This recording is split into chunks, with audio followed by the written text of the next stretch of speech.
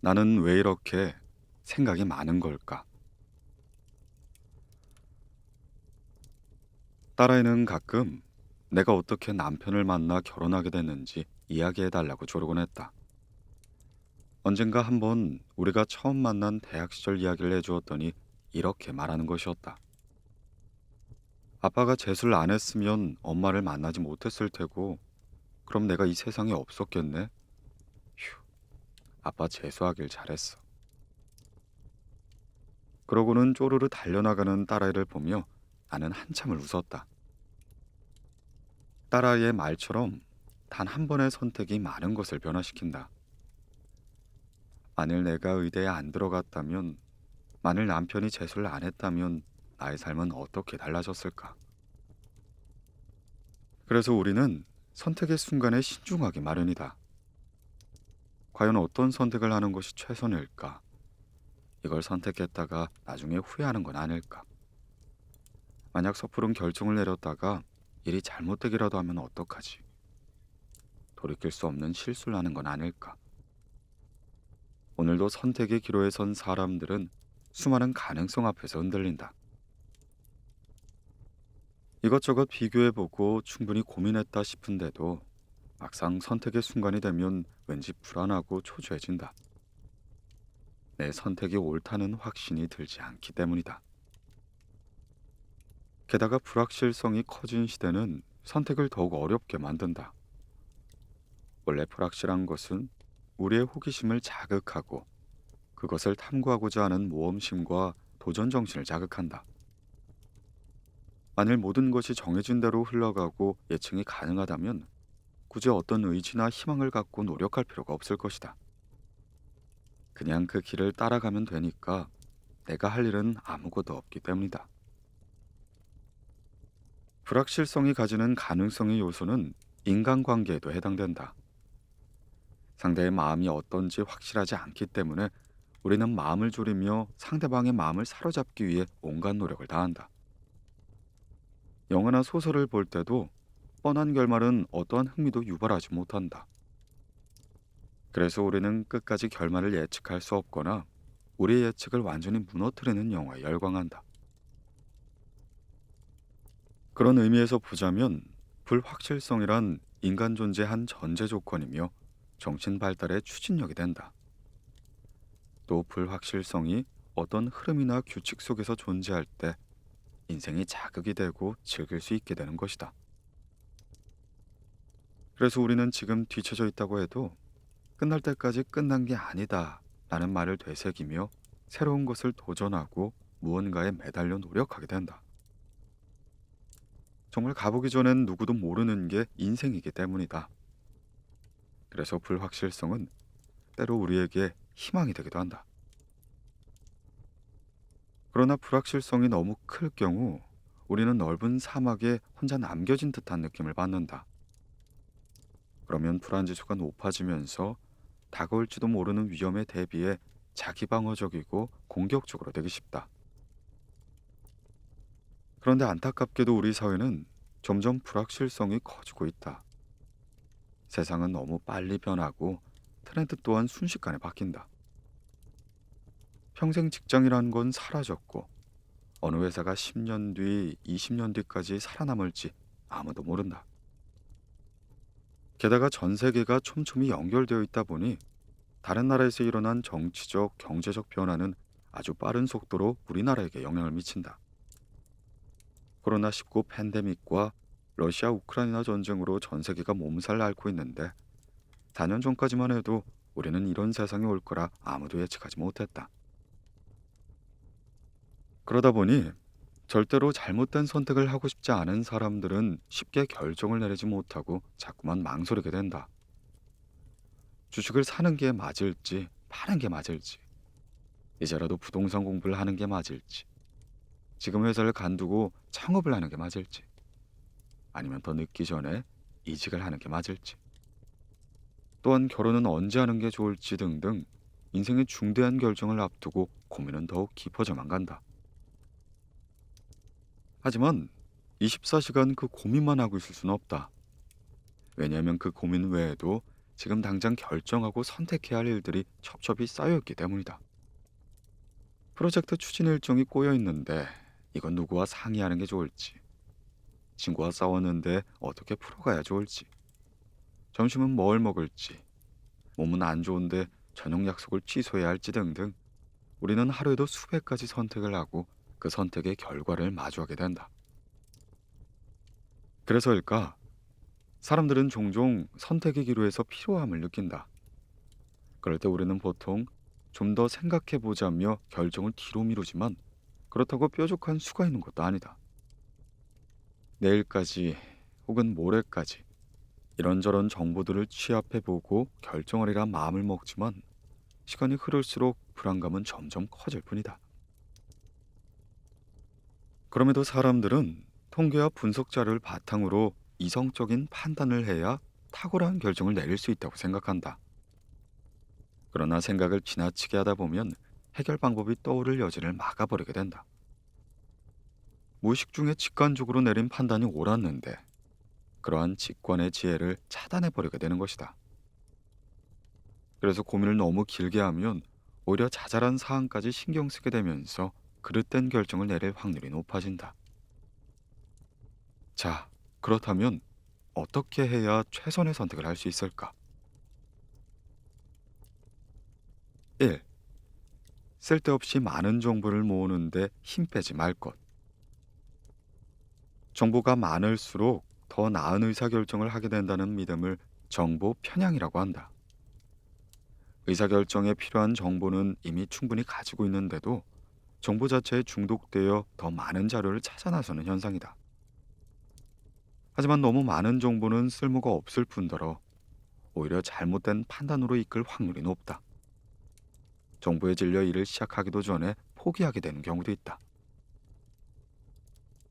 이 문제에 대해 신경과학자인 조나 레너는 탁월한 결정의 비밀에서 지나친 심사숙고의 위험성을 경고하며 판단 기준을 줄여보라고 권한다. 볼펜과 노트를 고르는 등 비교적 간단한 결정을 할 땐 여러 정보를 모아 꼼꼼히 비교 분석하는 게 정확도를 높이지만 어려운 결정을 할 땐 가장 중요하게 생각하는 기준을 4가지 정도로 줄이는 게 좋다. 이를테면 자동차를 살 땐 가격, 브랜드, 디자인, 색상, 연비, 승차감 등 모든 요소를 고려할 것이 아니라 가장 중요시하는 요소 4가지만 고려해 선택할 경우 만족도가 훨씬 더 높아진다고 한다. 이처럼 복잡한 결정일수록 판단 기준을 몇 가지로 압축하는 것이 좋다. 그러니 더 이상 쓸데없이 많은 정보를 모으는데 힘 빼지 말라. 그럴수록 스트레스만 가중될 뿐이니까.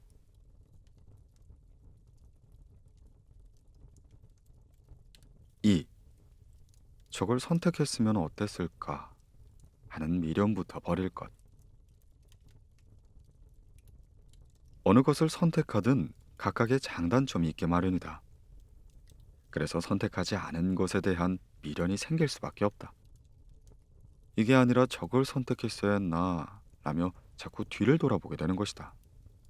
하지만 하나를 선택했으면 다른 하나는 깨끗이 포기하는 것이 맞다. 둘 다 가지려는 것은 지나친 욕심일 뿐이다. 예를 들어 첫 해외여행을 떠나려는데 영국 런던에 가기로 결정했다고 해보자. 그러면 런던에서 무엇을 보고 어떤 경험을 할지 정하는 게 순서다. 그런데 여전히 파리가 낫지 않을까, 베르셀로나가 낫지 않을까 하며 고민하다간 나중에 피곤해져 정작 런던 일정을 제대로 못 짤 수가 있다. 그러므로 일단 결정을 내렸으면 다른 옵션에 대한 미련을 버리고 내 선택을 최고의 것으로 만들기 위해 애쓰는 것이 맞다. 법률 스님도 말하지 않았던가? 결혼을 하느냐 혼자 사느냐 그게 중요한 것이 아니라 결혼을 했으면 결혼 생활이 행복하도록 해야 하고 혼자 살면 혼자 사는 것이 행복하도록 해야 한다고. 그리고 미련과 후회 때문에 결정을 자주 반복할 경우 나 스스로를 믿지 못하게 되고 나에 대한 타인의 신뢰도 함께 흔들리게 된다는 사실을 명심할 필요가 있다. 3. 최악의 경우를 떠올려 보면 답이 보인다. 어느 날 TV 채널 돌리다 유퀴즈 온 더 블락을 보게 되었는데 MC인 유재석이 게스트와 이야기를 나누다 자신의 의사결정 방법에 대해 얘기한 적이 있다. 그는 어려운 결정을 내려야 할 때 다음과 같이 생각해 본다고 한다. 내가 만약 이 선택을 했을 때 최악의 상황이 뭘까? 그걸 내가 받아들일 수가 있나? 이 두 가지의 질문을 통해 그는 자신이 감당할 수 있겠다는 생각이 들면 그 길로 간다고 말한다. 나는 그 말을 들으며 고개를 끄덕일 수밖에 없었다. 왜냐면 나 또한 그 질문을 통해 선택한 적이 몇 번 있었기 때문이다. 보통 사람들은 선택을 하면 장밋빛 미래부터 꿈꾼다. 이를테면 주식을 사면 100만 원을 벌면 그걸로 뭐 하지라는 생각부터 한다. 그래서 주가가 1%라도 떨어지면 그때부터 초조해서 어쩔 줄 모른다. 창업하기로 마음먹었을 때도 마찬가지다. 자신이 생각한 아이디어가 대박이 나면 그걸로 뭘 하면 좋을지부터 상상하고 그동안 자신을 무시해온 친구들의 코를 납작하게 해주고 싶다는 생각부터 한다. 그래서 막상 사업을 시작했는데 장밋빛 미래가 펼쳐지긴커녕 뜻대로 잘 안 되면 남 탓, 세상 탓을 하며 주저앉아 버린다. 그런데 한 후배는 사람을 뽑을 때 그가 나에게 5천만 원 정도의 손해를 입혔을 때 그를 원망하지 않고 책임질 수 있을까? 라는 질문을 스스로에게 한다고 했다. 그러면 능력은 뛰어나지만 왠지 호감이 안 가는 사람과 능력은 조금 떨어지지만 태도가 굉장히 마음에 드는 사람 중 누구를 뽑을지가 선명해진단다. 그는 결국 태도가 좋은 사람을 뽑았고 덕분에 고생을 좀 하고 있지만 자신의 선택엔 후회가 없다고 했다. 이처럼 미리 최악의 상황을 그려보면 내가 무엇을 중요하게 생각하는지, 무엇을 더 원하는지, 어떤 것들을 견딜 수 있고 어떤 것들을 못 견디는지를 분명히 알게 된다. 하여 후회 없는 선택을 할 수 있다.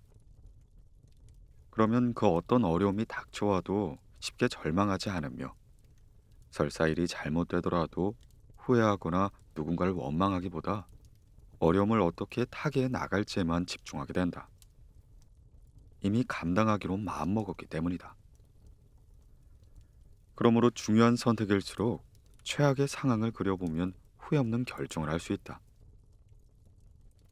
만약 잘 모르는 분야에 도전할 경우엔 어떤 것이 최악의 상황일지 짐작이 안 갈 수가 있다. 그럴 땐 그 분야에서 성공한 사람들의 이야기에 귀를 기울여보라. 분명 그 안에 힌트가 있으니 말이다. 4. 아무것도 하지 않으면 1년 뒤 반드시 후회하게 된다. 만일 남자친구도 없는 여자가 어디서 결혼할지를 고민한다고 해보자. 그러면 아마도 당신은 그녀에게 제발 남자친구나 만들고 그런 고민해 라고 말할 것이다. 그런데 의외로 수많은 사람들이 미리 앞서 고민을 한다. 로또를 사지도 않았으면서 당첨금으로 무엇 할지 고민하고 대학원에 원서도 내지 않았으면서 직장과 대학원을 병행할 수 있을까 고민한다. 그런 고민은 로또를 산 뒤에 해도 늦지 않고 대학원에 붙은 다음에 해도 늦지 않다. 즉 뭐라도 시작을 해야 그 다음으로 나아갈 수 있는 것이다. 그런데 이상하게도 사람들은 그처럼 미리 앞서 걱정하고 불안해한다. 그러다 결국 아무것도 하지 못한다. 시작을 위한 첫걸음을 떼지 못하는 것이다. 물론 그들은 말한다. 준비를 철저하게 하고 싶다고. 완벽한 준비가 되면 시작하고 싶다고. 하지만 막상 무엇이든 시작하고 나면 준비 단계에선 전혀 상상도 못한 변수들이 나타나기 마련이다.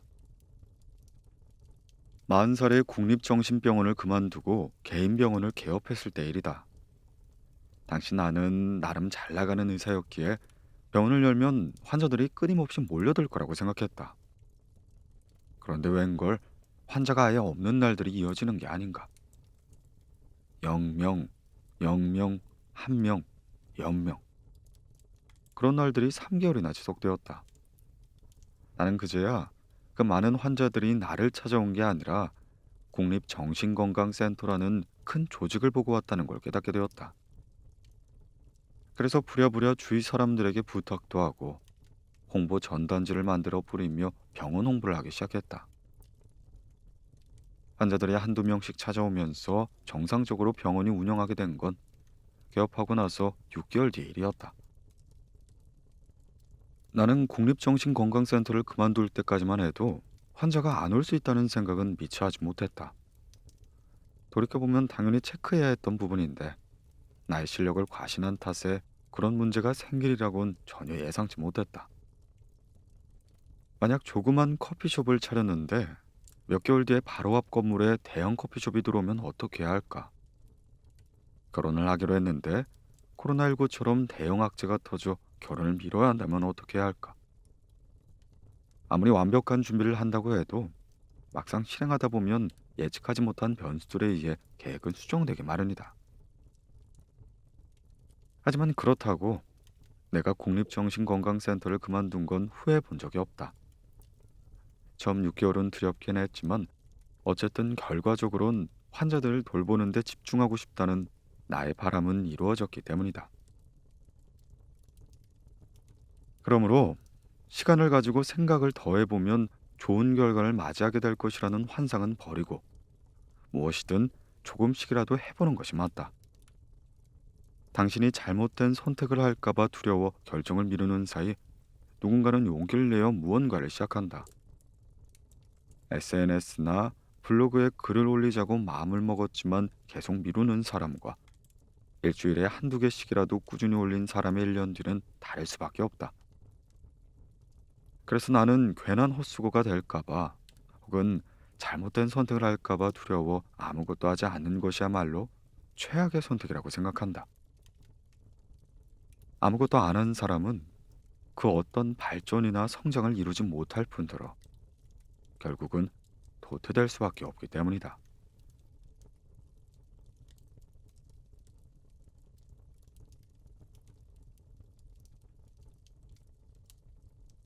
긍정적인 생각과 부정적인 생각의 황금 비율.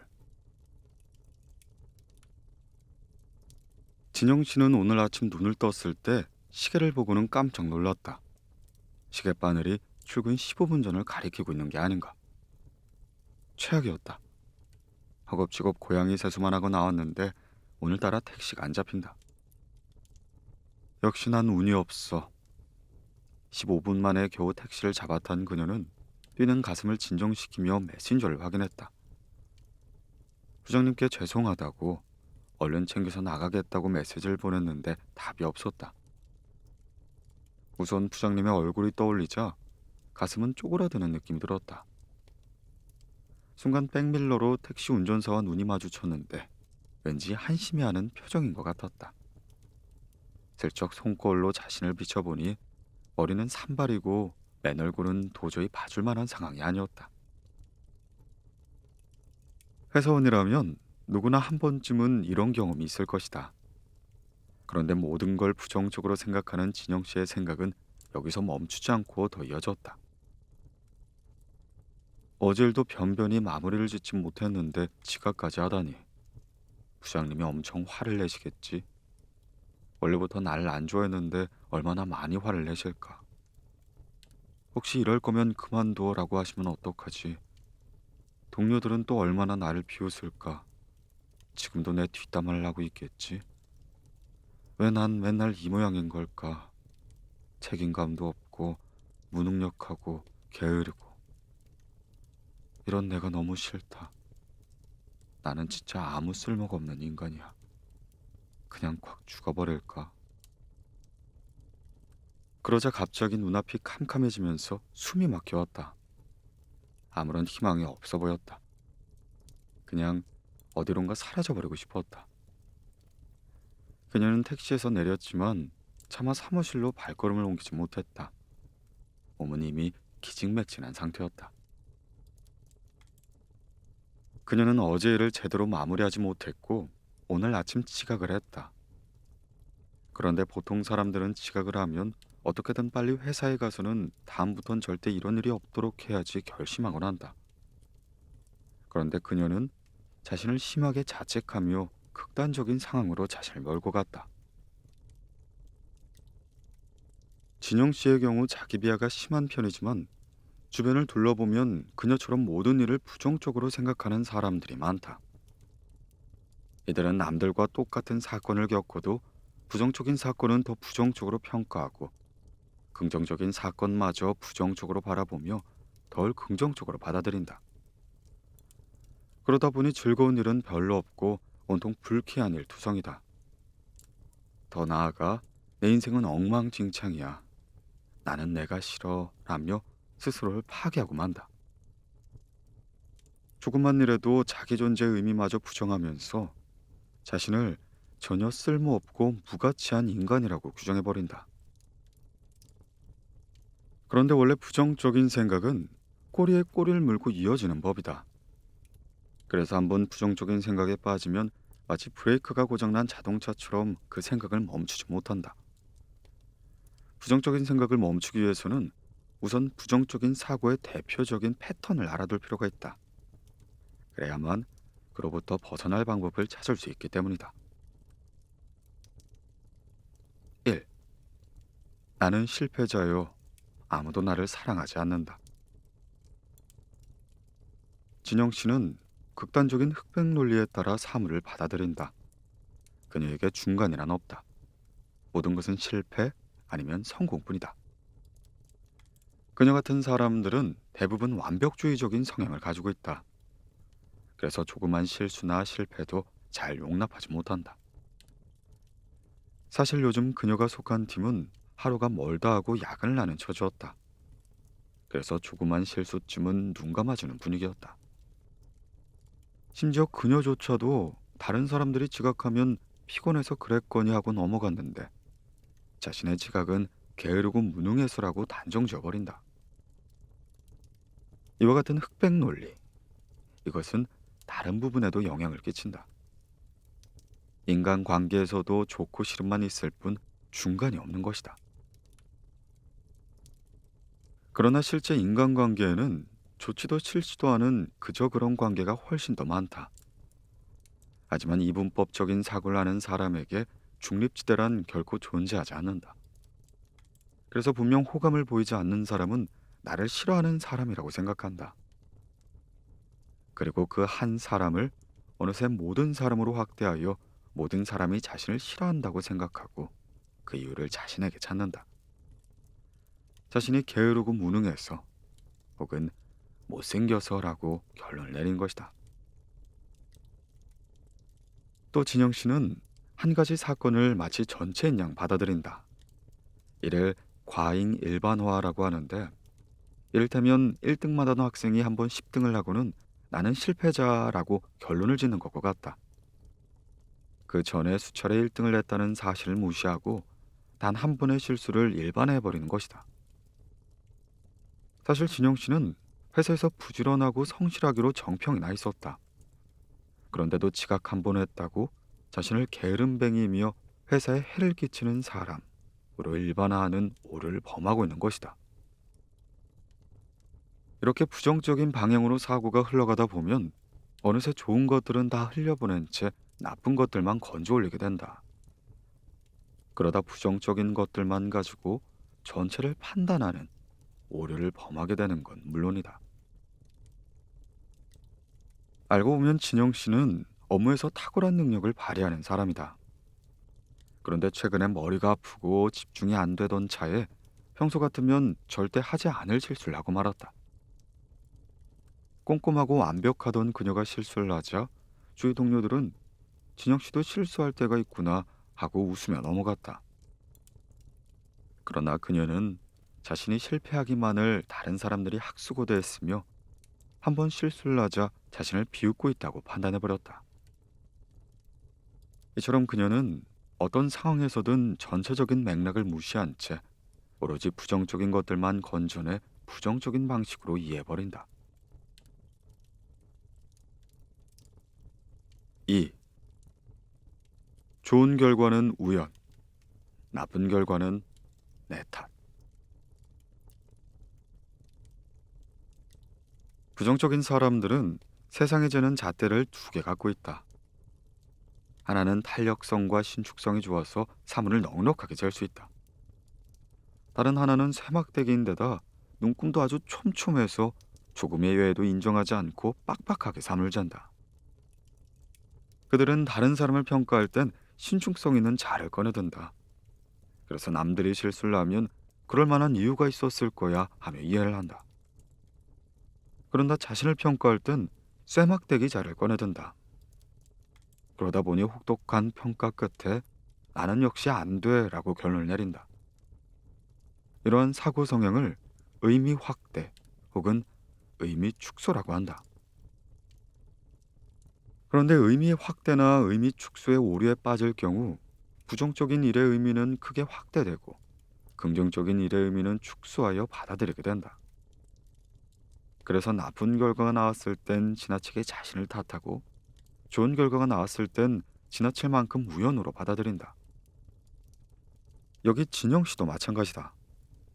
남들이 자신을 칭찬하면 그저 듣기 좋으라고 하는 소리라며 의미를 축소해버린다. 반대로 남들이 자신을 조금이라도 비판하면 평소 생각을 드러낸 것이라며 의미를 확대 해석한다. 또한 지금 잘했던 것은 모두 우연이며 운이 좋았기 때문이고 한번 실수한 것은 바로 자신의 본 모습이 드러난 것이라고 생각한다. 그녀는 항상 반드시 완벽하게 어떻게 해야 한다 등 당위성과 절대성을 지닌 말을 자주 쓰곤 한다. 그런 말들이 자연히 공포와 분노, 상처, 죄책감 등과 연결되어 우울함을 불러온다. 우리의 현실은 결코 항상 반드시 완벽하게 돌아가지 않는다. 행운이 따를 때도 있고 불운이 따를 때도 있다. 그러므로 그에 맞는 유연하고 융통성 있는 사고가 필요한 것이다. 물론 자신의 잘못은 엄격하고 타인의 잘못엔 너그러운 것은 좋다만 그것도 지나치면 병이 되는 것이다.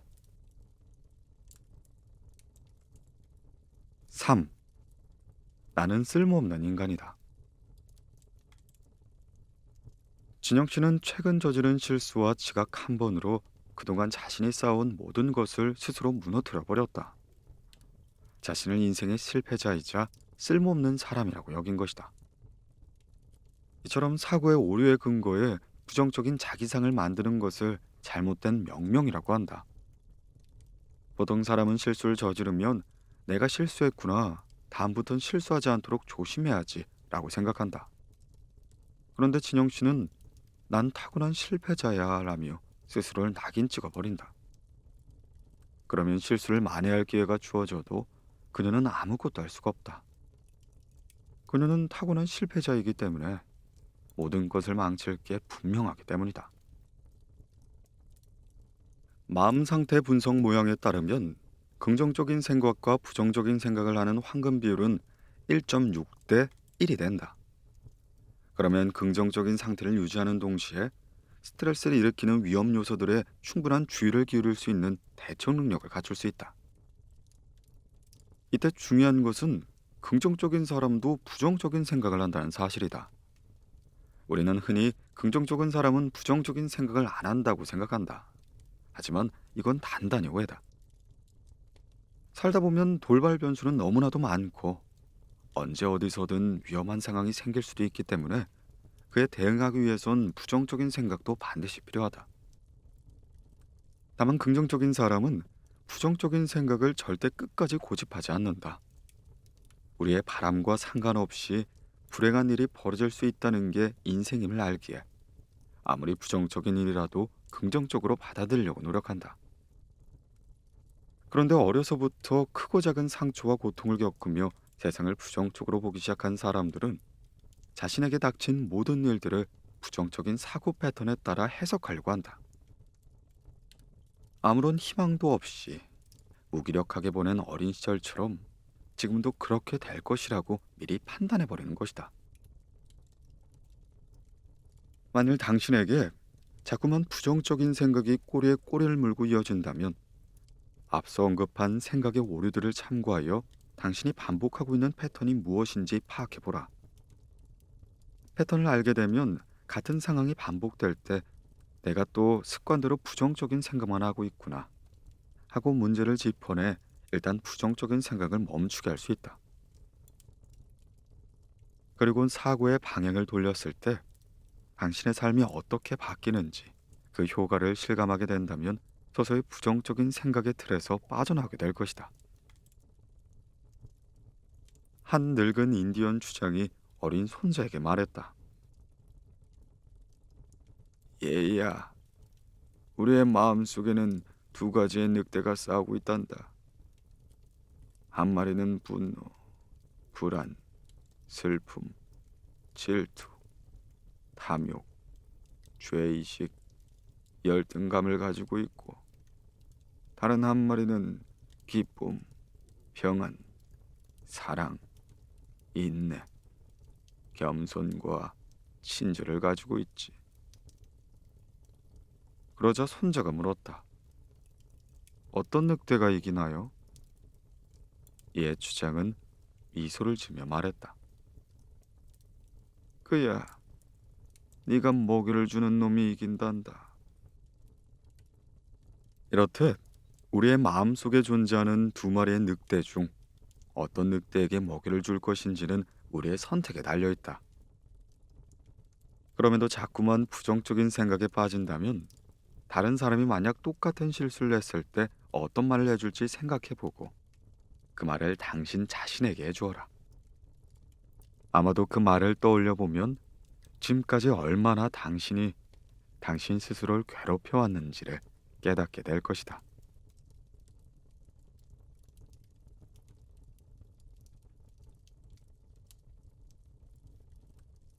지금 30살이 힘들 수밖에 없는 이유.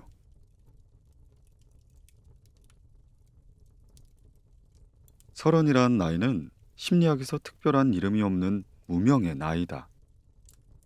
심리학에서 인간의 발달을 설명할 때 인생에 큰 변화가 일어나는 시기를 중심으로 아동기, 사춘기, 20세에서 40세까지의 초기 성인기, 40대의 중년기, 50대의 갱년기, 그리고 60대 이상의 노년기로 나누어 설명한다. 이처럼 30대에 대한 다른 언급은 없다. 그저 초기 성인기에 묶여 20대의 뒤에 어정쩡하게 붙어있을 뿐이다.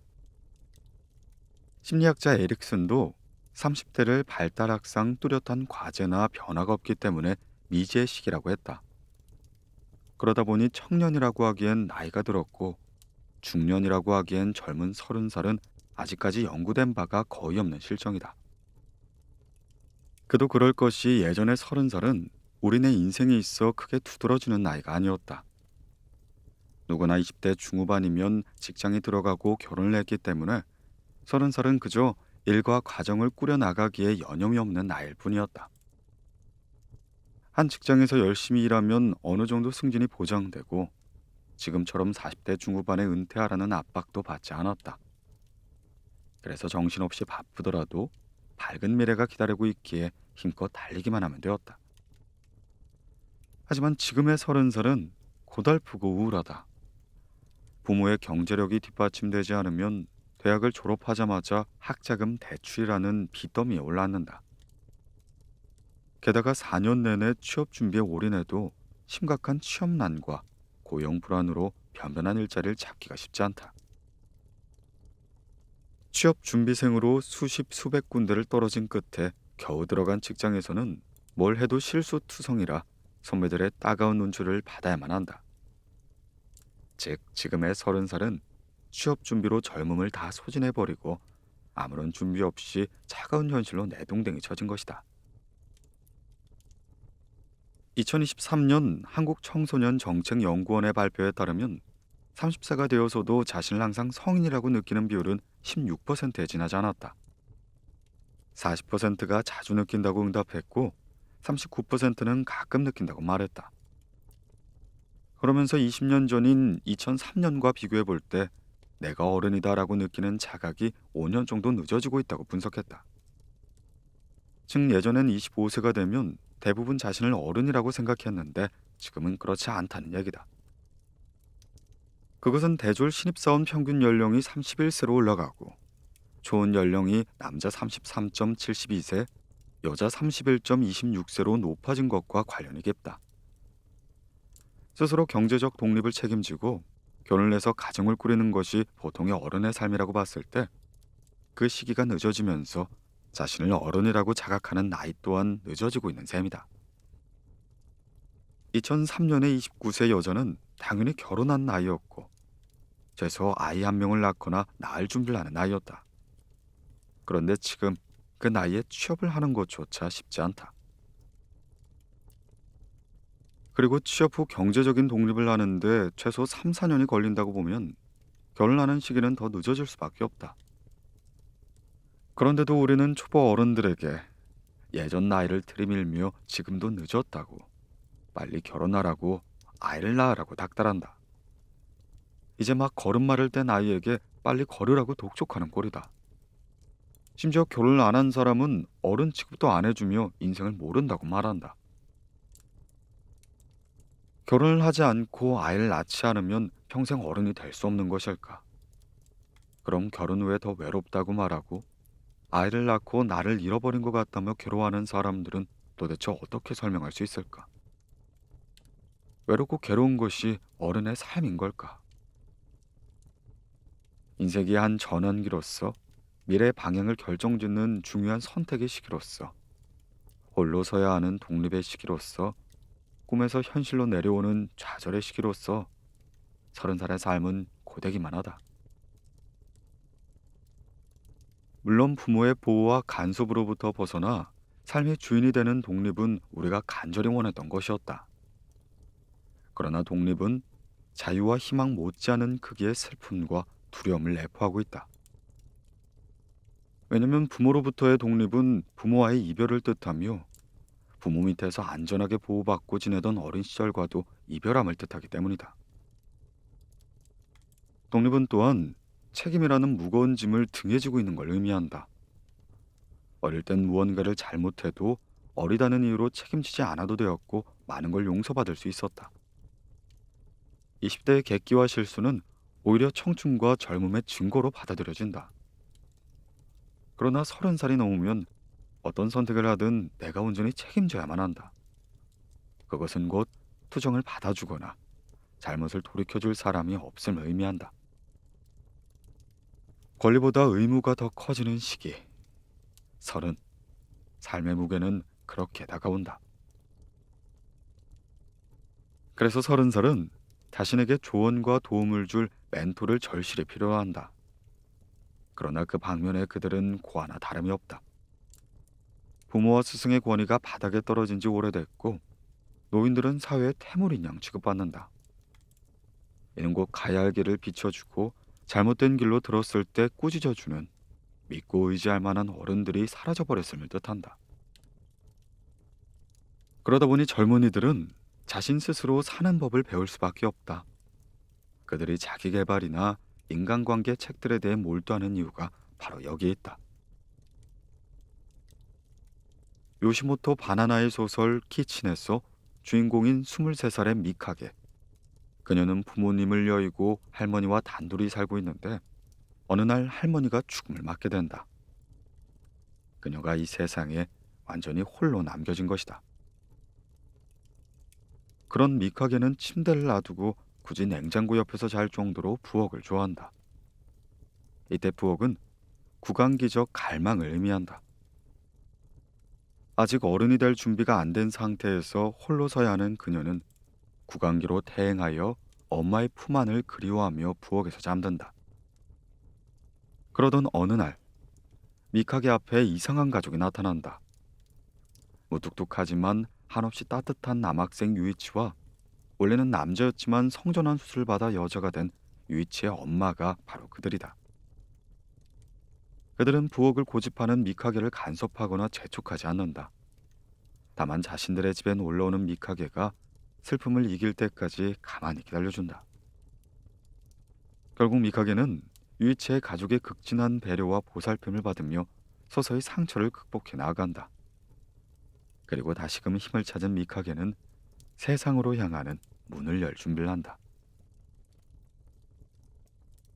어른이 되는 과정의 불안을 극복하기 위해서는 유이치의 집처럼 낯선 세계에 대한 두려움을 달래고 자신을 추스릴 수 있는 중간 세계가 필요하다. 이 중간 세계를 정신분석에서는 이행기라고 부른다. 미운 3살이라는 말을 들어본 적이 있을 것이다. 이때 아이들은 부모와 하나로 연결되어 있는 심리적 탯줄을 자르고 자신과 부모가 서로 독립된 존재임을 인식한다. 그러면서 부모와 분리되는 불안을 해소하기 위해 부모를 대신하는 물건에 집착한다. 3살 아이들이 곰인형이나 담요, 베개 등을 꼭 끌어안고 놓지 않으려는 것도 바로 그 때문이다. 그런 의미에서 보자면 옛날의 20대는 앞으로 실질적인 어른이 되기 위해 여러 가지 연습을 하는 시기였다. 사람들과 사귀고 친해지는 법을 배우고 평생 같이 할 배우자를 찾아 불같은 사랑에 몸을 던지기도 하고 무엇보다 자신에게 맞는 직업을 찾아 여러 시도를 하면서 갖가지 시행착오를 겪는다. 그런데 요즘은 이런 20대의 과도기적 성격이 사라진 지 오래다. 취업의 문이 좁아진 요즘 대학 시절은 젊음의 발산과 실험이라는 본래 의미를 잃어버리고 중고등학교 시절의 연장기가 되어버렸다. 행동하며 배워야 할 시기에 도서관에 앉아 취업에 필요한 각종 스펙 쌓기에 몰두해야 하는 것이다. 그 결과 젊은이들은 준비 기간 없이 30살을 맞게 된다. 이것저것 시도해보며 실질적인 어른이 되는 연습을 해야 할 20대 중후반을 심각한 취업난 때문에 책상 앞에서 보낸 이들이 서른이 되며 갑작스럽게 어른들의 사이로 내던져지는 것이다.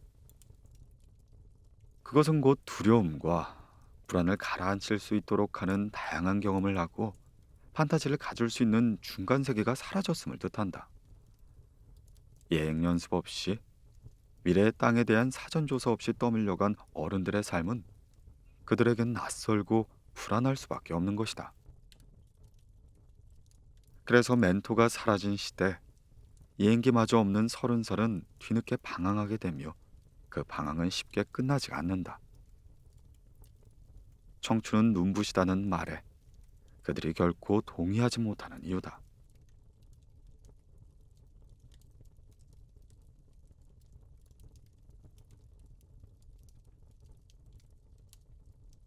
인간관계가 너무 피곤하다는 사람들의 특징. 미국의 심리학자인 윌리엄 제임스는 심리학의 원리에서 다음과 같이 말했다. 사회에서 밀려나 모든 구성원으로부터 완전히 무시당하는 것보다 더 잔인한 벌은 생각해낼 수 없을 것이다. 방 안에 들어가도 아무도 고개를 돌리지 않고 말을 해도 대꾸도 안 하고 무슨 짓을 해도 신경 쓰지 않고 만나는 모든 사람이 죽은 사람 취급을 하거나 존재하지 않는 물건을 상대한 듯 한다면 오래지 않아 울화와 무력한 절망감을 견디지 못하여 고문을 당하는 쪽이 낫다 생각할 것이다. 다른 사람에게 무시를 당하고 싶어하는 사람은 없다. 누가 나를 향해 얼굴을 찡그리면 상심하게 되고 못났다고 하면 정말 내가 못난 것처럼 느껴진다. 버림받고 소외되는 것에 대한 불안이 엄습해 오기 때문이다. 하면 누가 나를 칭찬하면 기분이 좋고 누가 나를 기억해주면 갑자기 인생이 살만한 것이 되기도 한다. 누가 나를 무시하든 조롱하든 그에 상처받지 않으면 얼마나 좋을까. 하지만 인간이라면 누구나 타인의 시선으로부터 자유롭지 못한다. 오늘도 파김치가 되어 집에 돌아온 재훈 씨는 몸이 피곤한데도 금방 잠에 들지 않아 한참을 뒤척였다. 낮에 직장에서 있었던 일이 생각났기 때문이다. 그가 농담 삼아 던진 말에 옆 동료의 얼굴빛이 살짝 변했다. 동료는 곧 아무 일도 아닌 듯 평소처럼 행동했지만 왠지 전보다 쌀쌀한 느낌이 들었다. 그는 내일 회사에 가서 동료와 마주치면 사과를 할지 말아야 할지 고민이 되어 괴로웠다. 소심한 그는 주위 사람들이 자신을 어떻게 대하는지 지나치게 신경 썼다. 또 다른 사람의 말이나 행동에 쉽게 상처를 받았다. 어쩌다 동료가 무뚝뚝하게 대하면 갑자기 불안해하면서 자신이 뭘 잘못했는지 생각하느라 일이 손에 잡히지 않았다. 또 꼼꼼하고 완벽을 지향하는 성격이라 자신의 실수를 참지 못했다. 다른 사람에게 지적당하는 건 모욕이라고 생각해 더더욱 견디지 못했다. 그는 자신을 인정해주는 상사나 다른 사람이 할 일을 정해주면 일을 잘 해냈다. 특히 상사가 자신을 인정해줄 때 능력을 200% 발휘하기도 했다.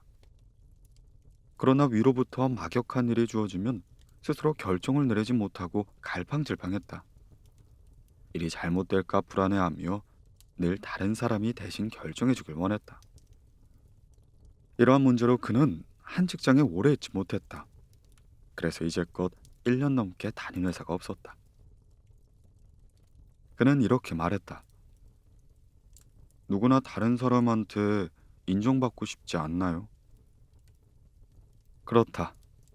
다른 사람에게 인정받고 싶은 욕구를 가지고 있다. 인간은 타인에게 인정받으면서 자신의 존재 가치를 확인하고자 한다.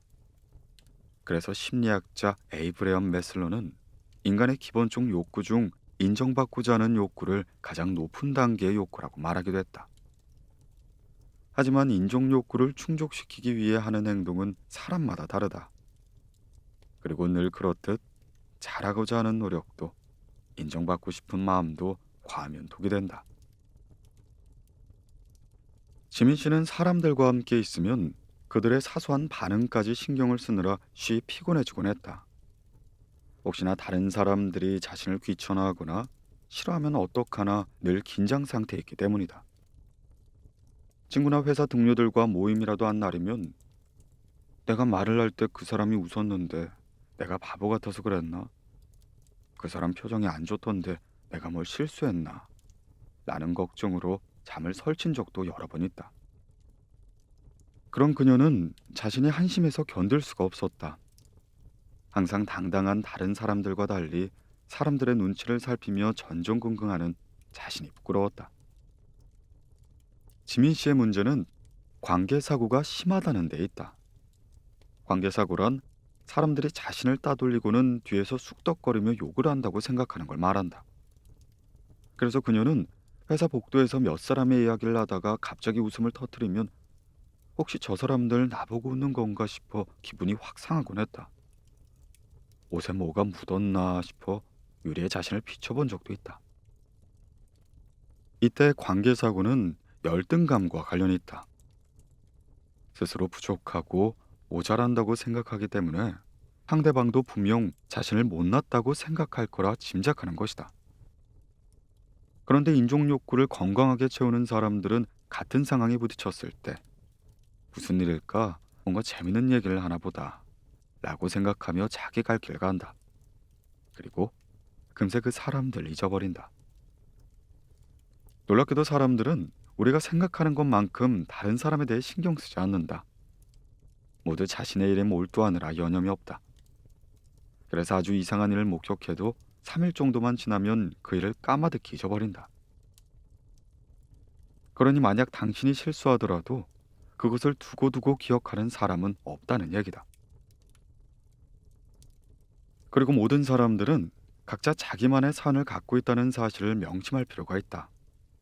만약 회사에서 상사가 당신의 인사를 받지 않았다고 해보자. 당신은 내가 뭐 잘못한 게 있나 싶겠지만 상사는 출근길에 아내와 말다툼으로 기분이 좋지 않거나 윗사람에게 불려가 문책을 당했을 수도 있다. 분명한 건 당신 탓이 아닐 가능성이 매우 높다는 것이다. 그럼에도 자꾸만 타인의 평가에 민감하게 반응하고 남의 눈치를 심하게 보고 상대방의 반응에 일희일비하고 있다면 한 번쯤은 자신의 마음을 가만히 들여다볼 필요가 있다.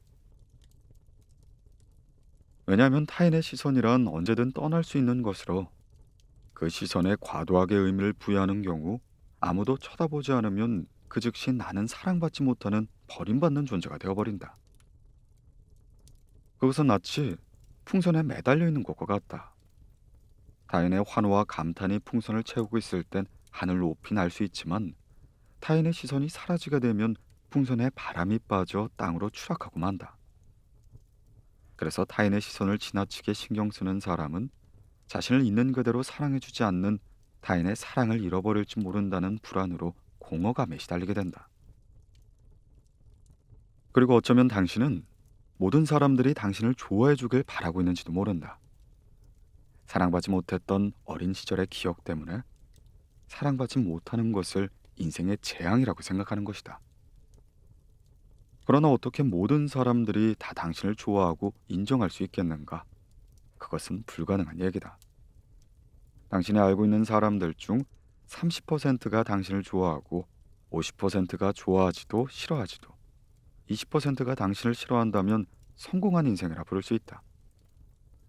그리고 당신을 싫어하는 사람이 있다면 당신이 부족하거나 나쁘기 때문이 아니라 서로의 성격과 가치관이 맞지 않을 뿐이다. 솔직히 당신 역시 사람을 다 좋아하는 건 아니지 않는가? 그러니 모든 사람과 잘 지내야 한다는 강박에 시달리며 자신을 닥달할 필요가 없다. 다시 말해, 싫어하는 사람과 잘 지내려 애쓸 필요가 없다는 말이다. 그리고 설사 누군가 당신에게 인상을 찌푸렸다고 해도 당신에겐 아무런 일도 일어나지 않는다. 만약 당신이 그와 친하다면 그 이유를 물어보면 될 일이다. 그러나 이래도 저래도 상관없는 사람이라면 그냥 신경을 꺼버리고 그 에너지를 당신이 소중하게 생각하는 사람들에게 써봐라. 친구에게 오랜만에 안부 전화를 하면 그가 기뻐할 테고 그 기쁨이 당신을 흐뭇하게 만들 것이다. 부모님한텐 잔소리로 들릴 수 있겠지만 그 잔소리가 어쩌면 당신에게 깊은 위안을 줄 수도 있을 것이다. 그렇게 모든 사람들에게 인정받고 사랑받고 싶다는 마음을 버리고 나면 비로소 알게 될 것이다. 인생의 진정한 행복이 당신이 사랑하는 사람들로부터 사랑받을 때 온다는 걸 말이다.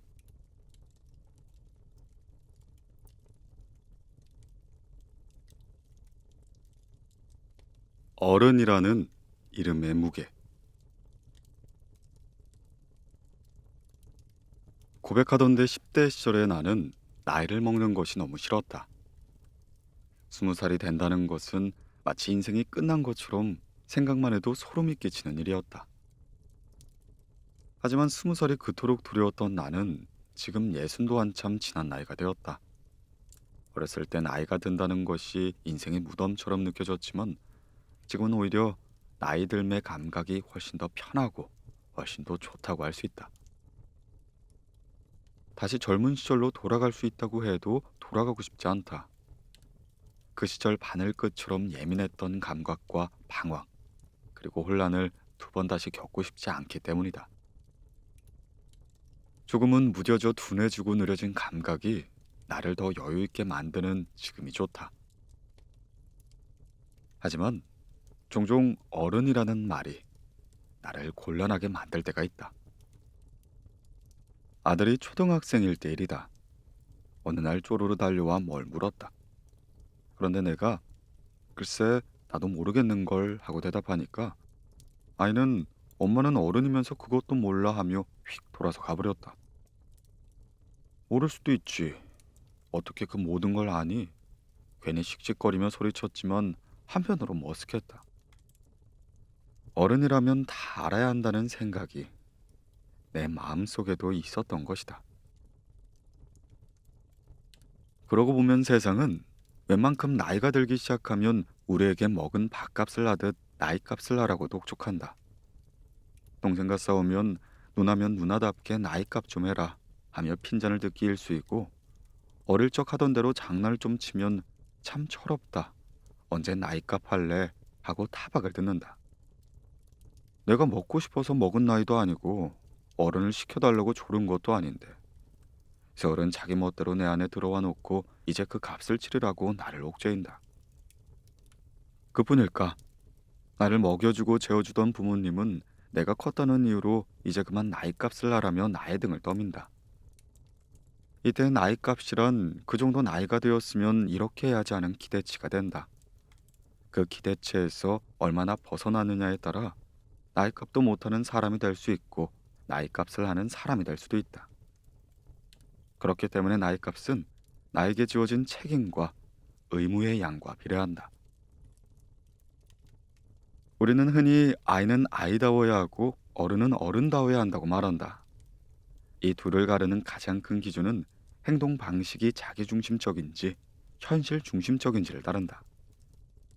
다시 말해 쾌락의 원칙에 따라 행동하면 아이가 되고 현실 원칙에 따라 행동하면 어른이 된다. 그래서 아이가 하고 싶은 것을 참으며 현실의 이모저모를 너무 깊게 생각하면 애늙은이라고 부른다. 반면 어른이 현실을 제쳐두고 자기가 하고 싶은 것만 하려고 들면 철이 덜 든 사람이라 부른다. 그러다 보니 아이들은 어른을 속물로 생각한다. 꿈도 낭만도 없이 오로지 현실적인 것만 관심을 두는 재미없는 사람인 것이다. 어른은 어른대로 자신에게 짐지어진 나이값에 짓눌리고 당혹해한다. 현실의 법칙에 순응하지 않으면 나이값 못한다고 욕하고 현실적으로 움직이면 또 속물이라고 비아냥댄다. 이처럼 어른의 나이값에 대한 기대치가 막중하다 할 수 있다. 어른이면 이러이러해야 한다 하는 명제는 어른이 된 순간부터 하나의 짐으로 다가온다. 우리는 어른에게 많은 걸 기대한다. 어른은 좋은 직장을 갖고 돈을 잘 벌며 가족들을 편안하게 해줄 수 있어야 한다. 결혼도 해야 한다. 그래야 진정한 어른이 된다고들 사람들은 말한다. 또 어른은 성공하는 법도 알아야 하고 어른이 되면 모든 걸 아우르고 제대로 살아가는 법도 알아야 한다. 한편 어른은 자신의 말과 행동에 책임을 져야 한다. 어떤 경우에 자신이 하지 않는 일도 단지 어른으로서 그 자리에 있었다는 이유만으로 책임져야 할 때도 있다. 어른은 쉽게 동요하거나 흥분해서도 안 된다. 언제나 이성을 유지하고 합리적인 판단을 할 수 있어야 한다. 아이들의 잘못은 너그럽게 허용되고 때로는 귀엽기까지 하다. 그러나 어른이 된 순간부턴 실수도 용납되지 않는다. 심지어 그 실수 때문에 법적인 책임을 져야 할 때도 있다. 감정에 치우쳐 잘못된 판단을 해서도 안 되고 사소한 일로 너무 좋아하거나 화내도 안 된다. 어른이면 자고로 진득해야 한다. 감정을 절제할 줄도 알며 아무리 슬퍼도 우는 모습을 보여서도 안 된다. 모든 일에 있어서 어른은 이래서도 안 되고 저래서도 안 되는 것이다. 이처럼 어른이 된 순간부터 우리에겐 많은 규제가 뒤따른다. 어릴 때 어른은 키도 크고 힘도 세고 뭐든지 하고 싶은 대로 할 수 있는 사람처럼 보였다. 그래서 빨리 어른이 되고 싶었다. 그런데 막상 어른이 되어보니 그게 아니었다. 세상은 하고 싶은 대로 하라면 말하면서도 모든 것에 조건을 단단다. 멋있게 남보란 듯이 살고 싶지 않니? 그러면 열심히 돈을 벌어야 해. 이런 투로 말이다. 그렇기 때문에 사람들은 그토록 바라던 어른이 된 뒤에 다시 어린 시절을 그리워하고 그 시절로 다시금 되돌아가고 싶어 하는 것이다. 그렇다면 우리는 무엇 때문에 어른에게 이토록 많은 것을 기대하고 짐을 지우는 것일까? 사실 아무리 어른이라고 해도 모든 것을 알고 책임질 수 있으며 실수하지 않고 감정이 흔들리지 않는 매사에 합리적인 사람은 없다. 아무리 어른이어도 빈틈이 있고 실수도 한다. 더구나 인간이기에 나이가 들어도 감정의 영향을 받을 수밖에 없다. 어른도 울 수가 있다. 어른도 겁이 나고 무서울 때가 있다. 어른도 아이 같은 면을 갖고 있다. 여기 멋진 신세계가 있다. 균등, 공유, 안정이라는 표현을 내세우는 이곳에서 아이들은 체격과 지능, 성격 등의 특성은 물론 직업과 취미, 적성마저 인공적으로 이미 정해진 채로 태어난다.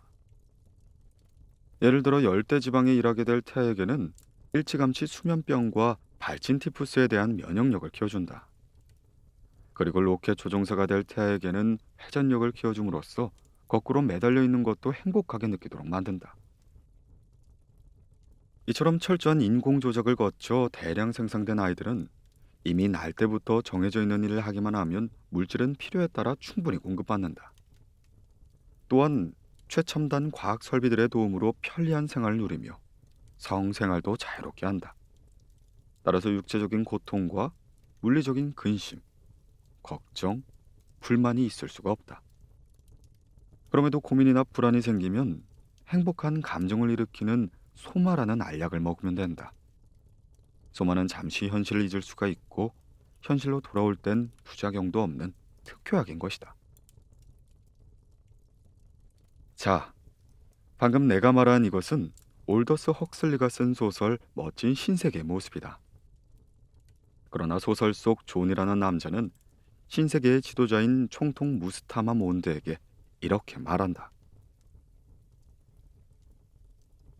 저는 불행해질 권리를 요구합니다. 그렇다면 나이를 먹어 주해지는 권리, 매독과 암에 걸리는 권리, 먹을 것이 떨어지는 권리, 이가 들끓는 권리, 내일 무슨 일이 일어날지 몰라 끊임없이 불안에 떨 권리, 장티푸스에 걸릴 권리, 온갖 변할 수 없는 고민에 시달릴 권리마저 함께 원한다는 말인가? 긴 침묵 끝에 존은 대답한다. 네, 저는 그 모든 권리를 요구합니다. 인간공학의 혜택으로 모든 사람이 안정과 행복 속에서 살아가고 있는데 왜 존은 굳이 불행해질 권리를 요구하는 것일까? 모든 것은 이미 타인에 의해 결정되어 있고 그것을 따르기만 하면 되는 삶. 그것은 인간이 규정짓는 가장 중요한 것이 빠져 있다. 그것은 설사 불행해지는 한이 있어도 나의 삶을 스스로 선택하고 실행할 자유이다. 저는 결국 결정지어진 미래가 아닌 자신이 마음껏 선택하고 그것에 따라 스스로 개척할 수 있는 미래를 바랬다. 그래서 그것을 가질 수만 있다면 불행해질 권리마저 껴안겠다고 한 것이다. 자신의 미래를 선택할 수 있는 자유가 그만큼이나 인간에게 소중한 것이다. 그 소중한 자유를 갖기 위해 어른이 해야 할 일은 딱 하나가 있다. 자기 인생의 짐을 스스로 들고 가는 것이다. 아직 힘이 없던 어린 시절엔 부모와 사회가 그 짐을 들어준다. 하지만 어른이 되면 그 짐은 내가 들어야 한다. 그 짐은 무겁고 힘들지만 좋은 점도 참 많다. 부모가 내 짐을 들어줄 땐 좋든 싫든 부모가 이끄는 방향으로 가야 한다. 그러나 그 짐을 직접 드는 순간 나는 가고 싶은 길을 선택할 수 있는 자유를 얻는다. 나무 그늘에서 잠시 쉬었다 가거나 시냇물에 발을 담글 수가 있다. 오솔길에 가도 되고 큰 길로 가도 된다. 가다가 낮잠을 잘 수도 있고 마음에 드는 조약돌을 줄 수도 있다. 물론 그러다 짐을 잃어버릴 수도 있지만 내 선택에 의한 것이기에 기꺼이 책임질 수 있다. 돌이켜보면 내 인생의 짐을 짊어지고 가는 것이 쉽지만은 않다. 때론 깊은 물구덩이에 빠져 허우적댈 때가 있고 때론 짐이 너무 무거워 온몸이 아플 때도 있다. 누군가 내 짐을 대신 들어줬으면 하는 생각을 할 때도 있다. 하지만 어떻게든 내 짐을 스스로 짊어지고 온 덕분에 인생을 내 마음대로 끌고 갈 수가 있었고 소중한 사람들을 만날 수가 있었다. 그러니 당신도 괜히 언제쯤 철들래, 나이값 좀 해, 어른답지 못하다라는 말들에 짓눌려 하고 싶은 일을 뒤로 미루지 않았으면 좋겠다. 하고 싶은 일들을 억지로 하지 않았으면 좋겠다. 무엇보다 남들과 비슷한 길을 가야 뒤처지지 않는다는 강박에서 자유로워졌으면 좋겠다. 35살에는, 40에는 꼭 이렇게 돼야지 하는 결심을 하는 것도 어쩌면 남들이 바라는 당신의 모습이지 진짜 당신이 원하는 모습이 아닐 수도 있다. 생각할 게 참 많고 고려해야 할 게 너무나도 많은 어른의 삶. 그러나 세상엔 무수한 종류의 어른이 있고 그들은 각자 자기 방식을 유지하며 어울려 살아간다. 그러니 당신은 당신의 짐을 기꺼이 짊어지고 당신의 인생을 살아가면 될 일이다.